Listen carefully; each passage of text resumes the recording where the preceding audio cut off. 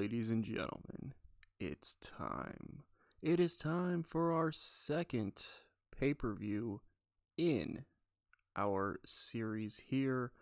I, of course, am Sierra Daredevil, bringing you another episode in our TEW 2020 Monday Night Wars What If series, where we explore WCW in 1995 if Hogan and his friends never came to the company. We are on Halloween Havoc. We are on episode 10, I believe. Pretty sure it's 10, yeah. And it is time for Halloween Havoc 1995. Of course, we have all of the big matches happening tonight. We have a rivalry that has been going for months now, set to culminate in a United States Championship matchup as Brian Pillman is set to challenge Steve Austin for the title. We have a rematch from Fall Brawl featuring the Blue Bloods challenging Harlem Heat for the World Tag Team titles. We have Sting and Barry Windham teaming up to take on Bam Bam Bigelow and Vader.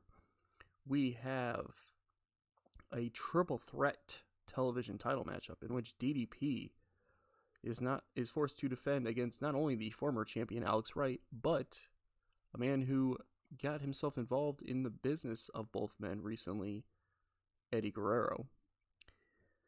And of course we have the main event itself, World Championship on the line, WCW World Championship that is.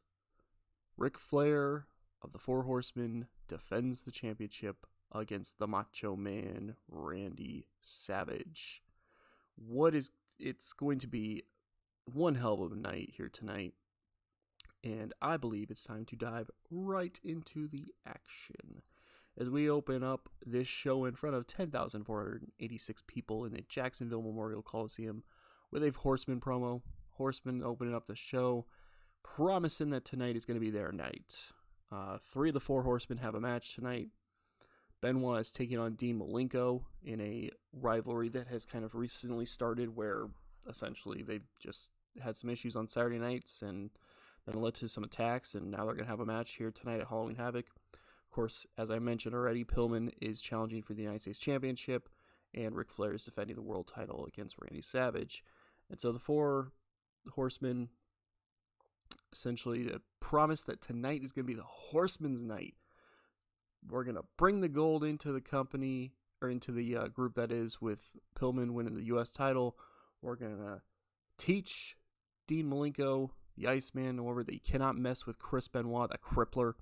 And we're going to successfully retain the World Heavyweight Championship with Ric Flair. The Horsemen are going to walk into Halloween Havoc with all of the odds going for them, and they're going to walk out of Halloween Havoc with one more championship, and with all of the power and all the power in the world in WCW essentially. They are going to run ramshot and control everything, and they even kind of mentioned too that in a little bit of a significant mention, they do mention too that once Pillman wins tonight and wins the United States Championship, that clearly means that Pillman would be the number 1 contender for Ric Flair's world title, which means they'll never have to worry about the world title being defended anytime soon, because Pillman will immediately be the wall that will stop anybody from coming after Ric Flair. So that's the Horseman's plan, and we'll have to see what that means, because for those who are unfamiliar, originally in WCW, when the United States Championship was considered the number 1 contender to the world champion. So if you're the United States Champion, you were considered the number 1 contender to the world champion. And in this alternate universe of WCW, that's kind of still remains. So they interestingly bring that up about how if Pillman wins the title tonight, he could block off any attempts of Ric Flair having to defend the world title. Now, that could play out multiple different ways. Austin could retain and then challenge Flair at some point if that is to go into motion. Austin could retain and challenge Savage at some point, or Pillman could win the belt and challenge Randy Savage if he was to win the world title. Or, you never know what's going to happen with that, but they kind of throw that out there, which kind of gets a lot of people kind of intrigued on what that means exactly. 75 rated for the segment, though. And we move on from there to our opening contest, the video package for our opening contest, that is, in which we get a quick little video highlighting the triple threat title matchup for the television championship here tonight. Then we move into the match itself. We get to 64. Pretty good stuff. DDP defeats Alex Wright and Eddie Guerrero in a triple threat matchup when Paige pins Alex Wright with the discus lariat. Paige makes defense number 2 of the TV title. And it's clear that he defeats Alex Wright cleanly. Alex Wright, unfortunately, had a little bit of an upset storybook run with the TV title after beating Arn Anderson at Slamboree of 1995 and holding it for a few months there, getting some title defenses. But at the end of the day, Paige was too much for him in the actual match that happened, and then Paige was too much for him in the rematch. And now here at Havoc, Paige is too much for him again, and it looks like Alex Wright might have to move on to other things. But we'll have to see what happens with the TV title heading forward, and we'll have to see what happens with Eddie Guerrero. I mean, Eddie wasn't pinned in the match. Does that mean that he's going to come back for the title? Does that mean he's going to move on to other things? We'll have to see. But Paige retains the TV title here tonight at Halloween Havoc. And apparently, Eddie Guerrero debuted a new spot that showcases athletic ability. So there's that. Cool stuff. Then in about that had great heat and good wrestling.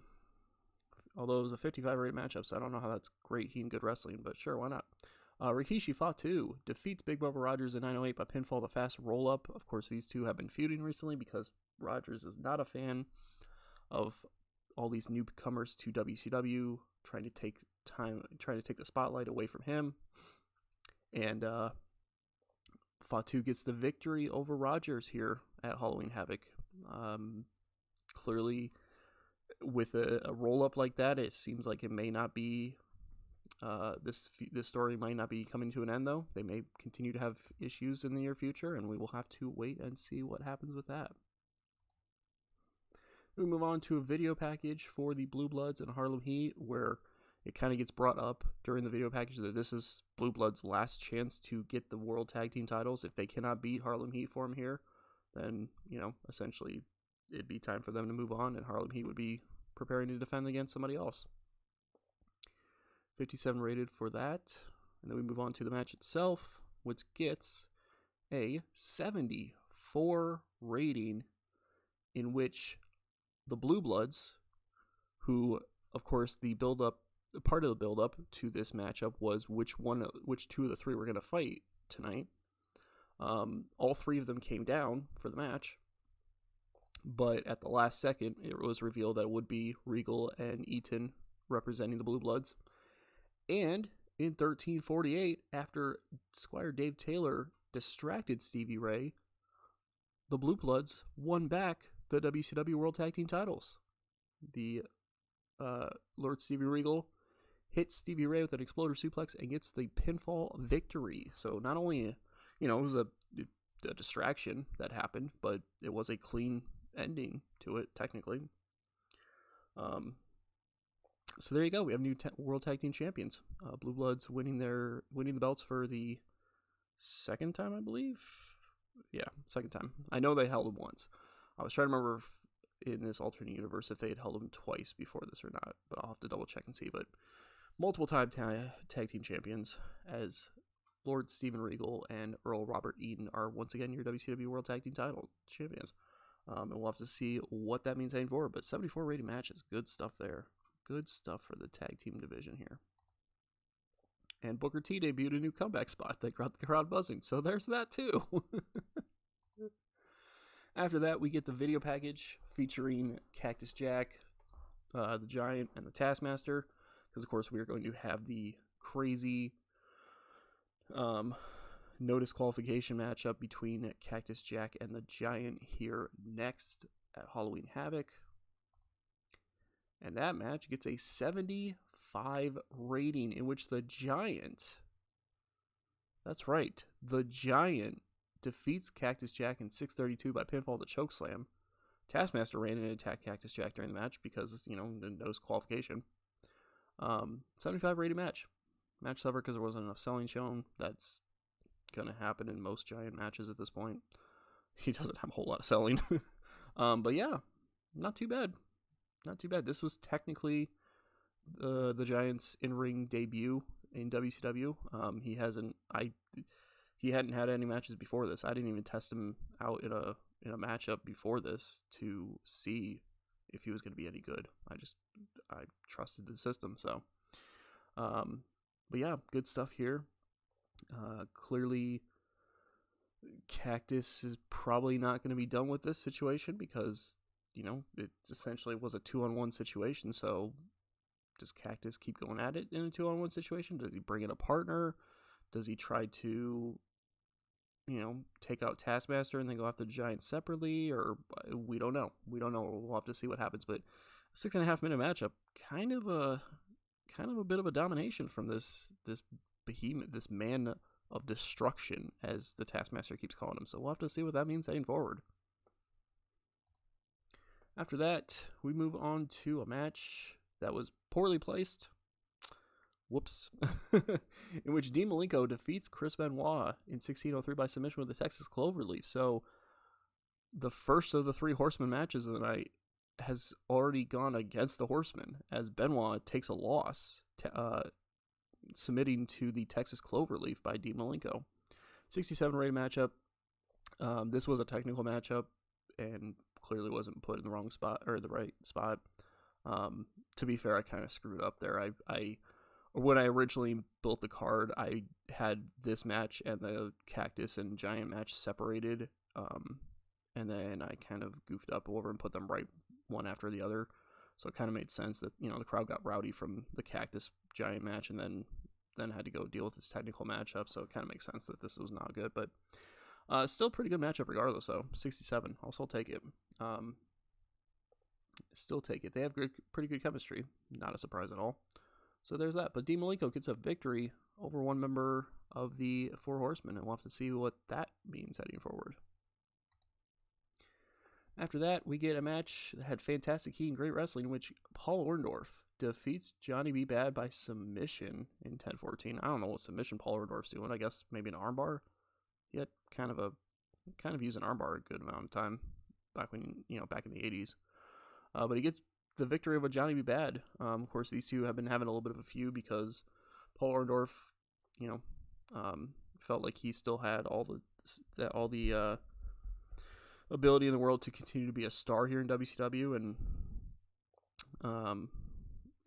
somewhat similar to the Big Bubba Rogers and Rikishi Fatu feud. Only this one's not necessarily the the newcomers to WCW. This is more of a youth revolution. Orndorff feels like he can still go with the young guys and still prove that he can be as big of a star as he's always been, and he gets the submission victory here at Halloween Havoc. So we'll have to see if things continue with that heading forward, or I don't know. We'll have to see. But Orndorff getting the victory here at Havoc in a 66 rated matchup. After that, we get a hype video for Brian Pillman and Steve Austin. We get all of the build-up about how Pillman and Austin were still a tag team, still the Hollywood Blondes, and then they had the tag title matchup, and they lost because Pillman turned on his partner Steve Austin, and how they had the feud for months, going back and forth, fighting each other all the time, but not actually having that one-on-one match. All of the fighting, all of the brawling, all of the tag matches, all of the everything builds up to this moment right here. Halloween Havoc, 1995. Steve Austin defending the United States Championship against Brian Pillman. I think it's 70. Oh, well, it doesn't get a 74 because after that video package, I forgot that I put this here. After the video package, we have an interview with Steve Austin before the matchup, in which it kind of hypes the match. Steve Austin says that he has no plans in dropping the U.S. title to Brian Pillman. He has no plans in allowing Brian Pillman to get one up on him, and he will get his revenge. He will get the retribution that he's felt he's been trying to get for months now, ever since Pillman turned his back on him and joined the Horsemen. He will get that retribution here tonight at Halloween Havoc. 74 rating. Then we get to the match itself. In a 78 rated matchup, Steve Austin defeats Brian Pillman in 16-1 by pinfall with a stunner, because at this point I'm not even changing it. He starts using a stunner in 1995 apparently. I don't know. They're not calling it necessarily a stunner, but it's just a stunner-like move, I guess. I haven't come up with that yet. Or maybe they are calling it a stunner. I don't know yet. Anyway, during the matchup, when it looked like Pillman was in some trouble, or at least towards the end anyway, Arn Anderson came out, tried to help out Pillman, and Pillman got clocked instead of Austin, and Arn gets knocked off the apron, and then Pillman kind of staggers around and gets caught with the stunner, and defense number 5 of the United States Championship for Steve Austin. So, if you're keeping track, 3 Horseman matches, 2 of them have been losses for the Horsemen so far. It does not look good for the 4 Horsemen heading into the main event of Halloween Havoc, because Brian Pillman could not get it done against Steve Austin here tonight. Steve Austin's still your United States